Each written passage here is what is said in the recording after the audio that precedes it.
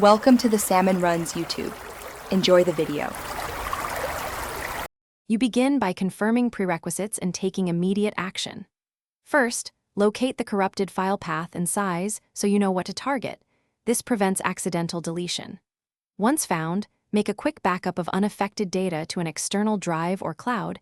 Even a partial copy helps.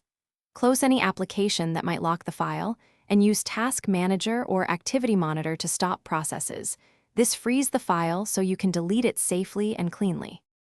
Now you move into the core removal steps that actually solve the problem.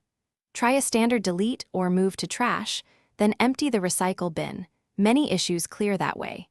If the GUI refuses, open a terminal or command prompt and run a precise delete command with the full path, because command line tools bypass some locks. Make sure to run a disk error check or file system repair before forcing removal. This fixes underlying metadata, so deletion succeeds. Finish by confirming the corrupted file is gone and disk space is reclaimed.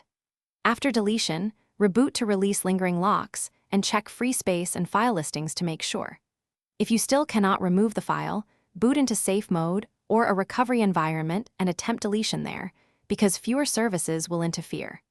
Make sure to run chkdsk on Windows or fsck on Unix-like systems to repair file system corruption. This is the key troubleshooting step that often resolves persistent deletion failures.